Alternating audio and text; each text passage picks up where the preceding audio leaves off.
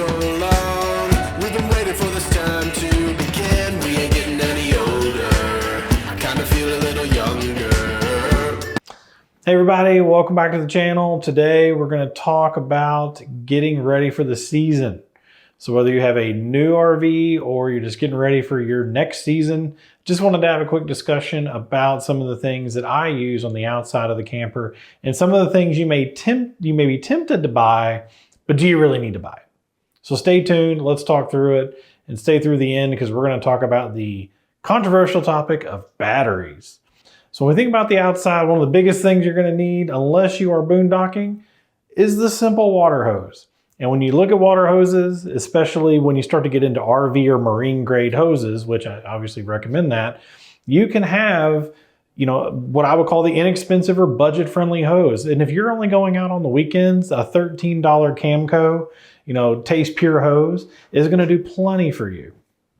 If you are, full-timing or you're moving a whole lot, you really might consider getting something like the Camco EvoFlex or the Zero G. I personally use the Zero G myself. I like it because it's really compact and it's the fabric hose where the EvoFlex is not, although obviously it's very flexible. But you're talking about, a hose that might cost $12 that you'll use a few times a year as a weekend warrior versus something that can run you $30, $40, $50 or more depending on the length that you choose. So along with that hose, one of the other things I highly recommend you get to please protect your camper is a water regulator. There is no guarantee about the water pressure at these campgrounds, and some of them it's sky high, and then some of them it's low, which obviously low isn't going to hurt your camper, but you're going to complain about it nonetheless. If you have high water pressure, that's really can be damaging to your pipes. So we want to make sure that we have a water regulator. You can have the adjustable regulators, which are more expensive. I personally have used both, and then you can have one that does not have an adjustment that's just something you screw on to the hose and it's ready to go. That one is obviously easiest to use. It is locked at a certain pressure, and of course you cannot adjust it. It's basically using a block in there to do that. And you screw it on and you go, and they're inexpensive. So again, if you're camping on a budget or you don't really care about the flexibility, just go with the standard one. If you do like to have an adjustment and you really want to push the boundaries of your PEX piping, go ahead and get that adjustable and start cranking it up. And obviously your wife's going to say, oh, I love the shower head now because you turned the water pressure up. Yay, well, happy wife. I love good water pressure. You're not supposed to be here right now. I know, sorry. She's not here. So along with that, of course, water goes in, water comes out. And we all know that comes out of the Stinky Slinky. And there are many different types of Stinky Slinkies on the market as well.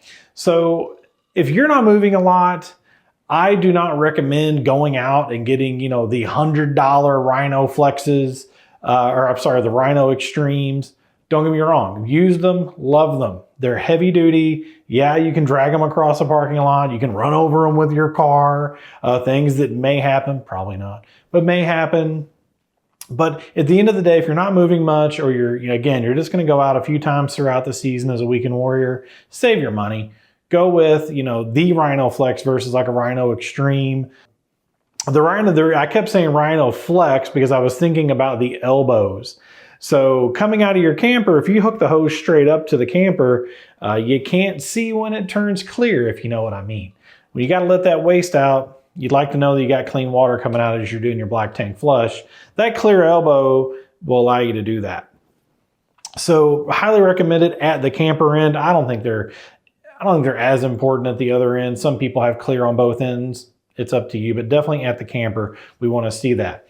But between the elbow and that camper, that tank outlet on the camper, you need to get a Valterra valve or the like. So what the Valterra valve will do, and again, whether you are, I don't care if you're part-time or not, this valve will save the day or at least keep you from getting wet. And no one wants to get wet after what comes out of that thing. So the Valterra valve goes onto your existing outlet, and then it has the valve that you can open and close directly at that elbow versus the valves that are already on the camper. And then any wastewater that builds up between the valve cover and the pipe behind it will not come out onto you when you get to your new site and you take off that cap. It's gross. Don't recommend it at all. So speaking of things that can be stinky, let's talk about toilet treatments. There are so many toilet treatments on the market. I can say that from day one, we have used Happy Camper. There are several others out there. I have had zero problems with Happy Camper. I've had no odor or anything like that. Knock on wood. You just knocked on wood, but yeah, you're right. You're right. So knock on wood. She's hiding over there, guys. But there is a brand new one. If you've watched any YouTube channel about RVing that has any amount of actual subscriber growth, you're going to see Liquefied with Matt's RVs. I haven't personally tried it. There are rave reviews about it. Obviously, supporting Matt is a really cool thing. I go with what I know works. So obviously, if you want to give that a try, go for it. They do have, I think it's citrus, which is a very common aroma for those treatments. But again, Happy Camper is the one that I use and I swear by. Door locks. Another thing on the outside you might consider. The door lock on the camper that you get is very basic. Everyone knows that. Does it do the job? 100% can do the job. There are aftermarket ones, and then there are, of course, keyless entry RV door locks. We did choose to go with the one. I went with the Carmtech. I jumped over. RV lock is super popular. It's been out there for a long time. I chose to just try something newer.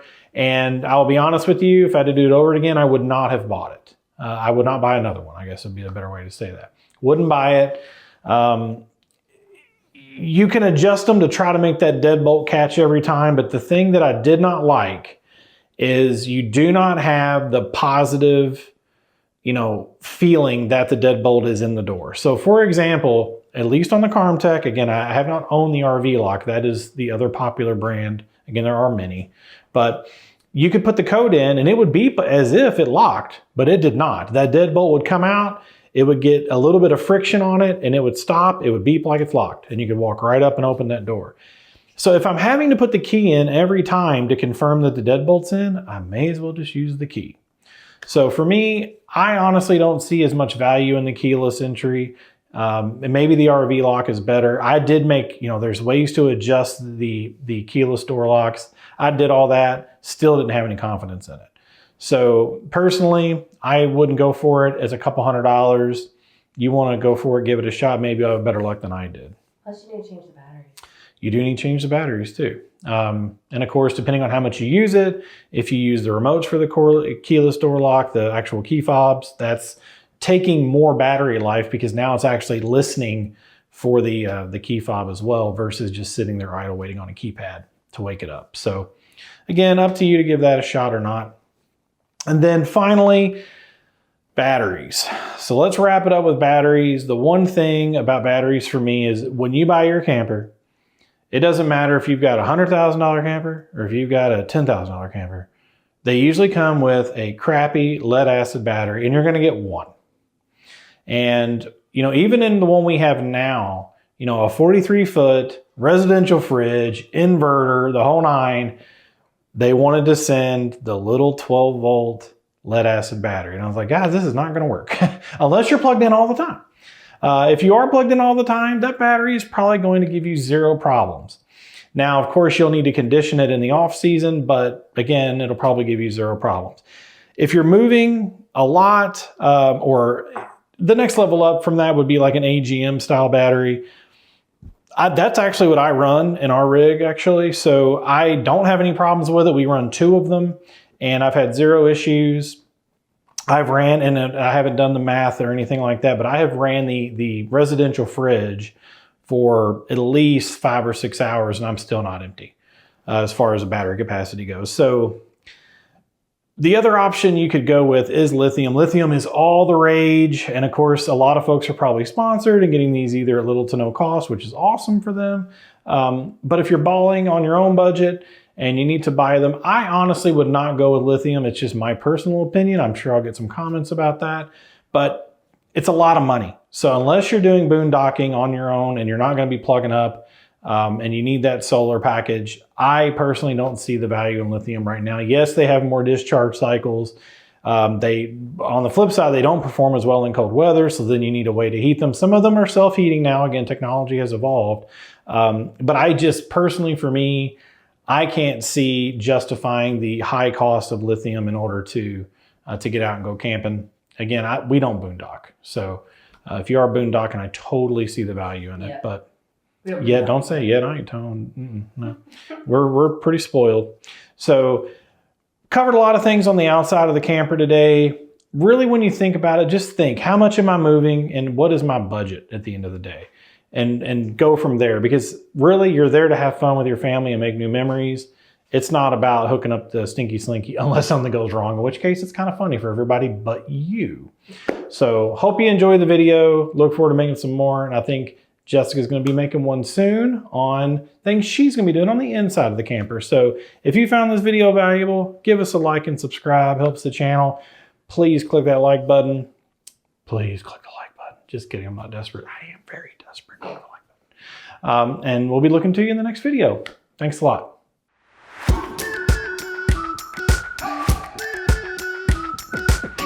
We've been waiting for so long.